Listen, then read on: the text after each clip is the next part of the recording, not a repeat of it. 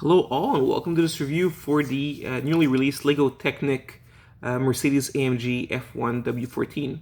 This is the smaller, more affordable one, the one that's pullback, and number is 42165. And it's going to be a bit tough for search optimizations or even you find this review because Lego decided to release basically the same Formula 1 car in two different scales, and they're both Technic. So yes, this is the more affordable one. And if people that don't know, well, I'm assuming everybody knows, but what's fun about this particular Formula 1 car is that this is the one that Lewis Hamilton used to drive before he switched to Ferrari. And we did have it before in the traditional Lego system here. I'll put it next to you so you can see. We had like this. And you can see how this is much more representative of a Formula 1 car, especially when you tilt it this way and you see the curvature right in the middle, while this one was just very blocky. Okay. Now another fun part, and the change is that here the stripe that you can see all throughout the vehicle, yeah, you can see it here, was a sticker, which then became brick built. And I don't know about you, but to me, I never really felt like it felt like continuous at all. I didn't feel that. In this one, because you're using a Technic element here. Well, I don't know if it's, yeah, it's Technic element, but it's not a pin or anything like that. It's this kind of spaghetti looking thing. The fact that you're using it all throughout means that you are preserving that color. Sadly, yes, this does look more like it's made up of scaffolding and it's very gappy because you are basically using the exact same amount of parts as you have in here, this car, this Formula 1 car, and yet it's much bigger, right? Just to show you how much bigger it is. Yeah. So it's more spread out, more gappy, but that's just how it is. One thing that I do find fun is that from the front, especially when you look like this looks much more like the Formula 1 car, or like Formula 1 cars in general, than this one did here. So you do have, the layering of the front, which I find really cool. This is really, really well done for that price point. You can look at the more expensive one that came out. I don't know if it's, I think it's in the $100 range. I'm not sure. But that one has like, it looks even better, right? It has even more layers like the other car does. But I think this is a good in-between. Like I said, this is, I believe, a better representation of the Formula 1 car than the previous Mercedes that we got in Speed Champions. And compared to the one that we just got, I still think this is better. For a few reasons. One is that but it's not necessarily in comparison to all Speed Champions cars in general, but specifically this one. This one had this nasty kind of habit, and that's why I don't have it here, of parts just coming off, especially here, right? So parts would, come off.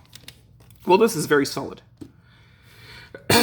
Another thing is that if you look at the design for the wheels, that's not how Formula 1 cars look these days. They're trying to simulate the effect with the bucket handles here, which does actually would work better. At this angle, you see it better. That's how it should look like, but should look like that, from every angle. This one, while the scaffolding and the gaps don't look great when you're looking at certain angles, when you're looking at it from the front, that is more akin to how the car actually looks like. There's also extra details that we didn't have in the previous version, which we have here. So, for example, you do have these pieces that cover the wheel. These should be a bit more horizontal instead of vertical, but we do actually have them, while this one has, nothing. Oh yeah, one part that is, I'll put it here, less accurate, and that's exactly the part I'm going to show you. Let me take this a look out so you can see, is that especially with this Mercedes version, it being mostly black, the part that pops out the most is right here in the middle. And sadly, it's supposed to, this guy doesn't get many details right, but it does get that one detail right, that it's an oval on the horizontal way. Well, this one, it pops out very much, the bright red really pops out against the black, but it's supposed to be horizontal, so the oval is not the right way. It's too bad, because Lego could have found a way to do it. I believe they could have. It doesn't seem too out of place that they could have fixed that. Another thing that's not too out of place would be the printing. So Well, I don't mind the stickers here, and it's very generous in terms of the maneuvering of the stickers. Since it's black on black, well, as you can see, it looks fine. Even the way the light reflects on it, it still looks decent, the black on black effect. You're able to, you have a lot of space to put the sticker on, so you could be a bit, it's not too tough to gauge, how much you have to leave, since you have a lot of surface area where if you mess up on one side, you'll still be able to be fine on the other one. I don't know if I'm being clear on that. Stickers are fine, except for one sticker, and it's here. Right there. I'll show it to you. What's not fun about this is that, you can see it with the sticker sheet as well, is that instead of just gauging the sides or the rims or the contour of the sticker, right, to make sure it's even everywhere, you also have to make sure it's even at the middle area. And what doesn't help, I think you can see it here, is that the stickers themselves are off-centered. So like you'll have more green on one side than the other one. So you have to gauge not only if you have the right amount of black surrounding it, but also if maybe if you put more on one side than the other. Anyways, it's bothersome stuff you don't need to have. It would have been much better if it was printed. And that's one part where the other cars both, are better in that department. So this is beautifully printed here, and two tones too, which is really cool. And this one here, not only do you have the wheel itself printed, but you also have I'll call it the hubcap. The hubcap piece is also printed as well. And everything this one excels at is the tire. So it's got these nice slick tires, which is perfect for a Formula 1 car.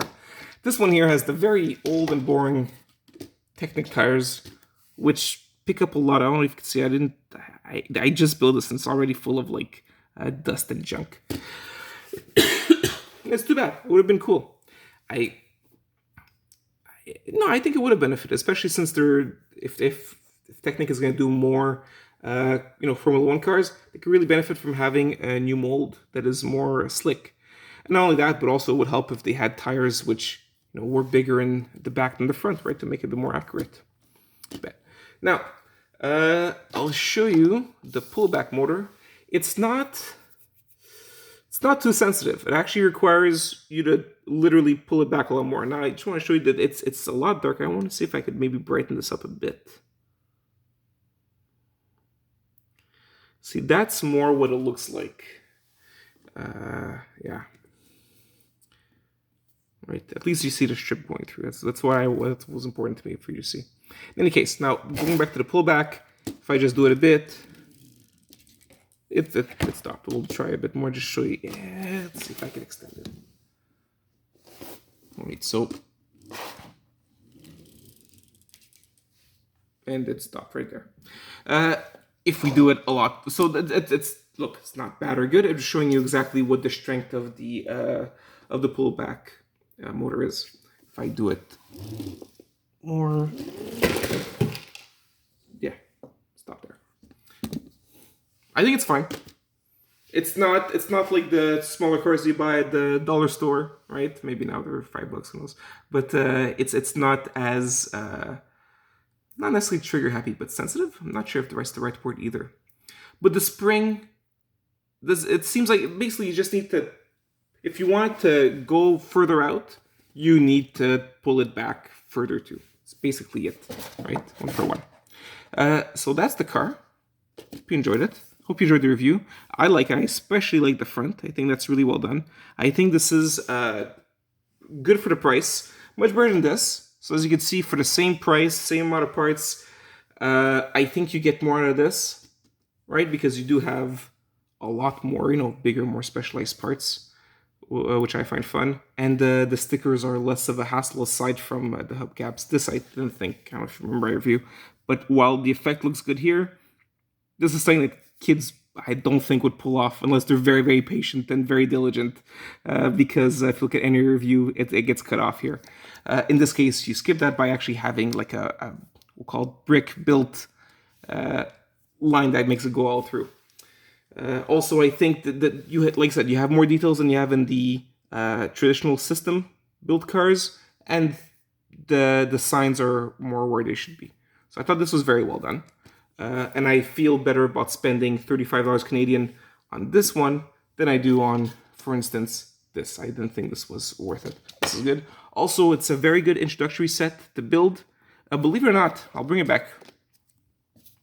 This is a 9+ set. Now, I do believe that a younger kid could do it, but essentially it's a 9+ set. That's what I always said. I guess because it's smaller pieces and there's more minutiae involved.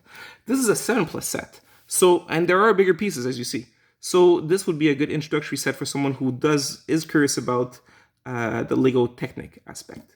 I do find it a fun build where you start with the scaffolding, the innards of the car, and then as you build it out, you get the details and it looks more like a race car. I thought it's pretty fun to build in that sense.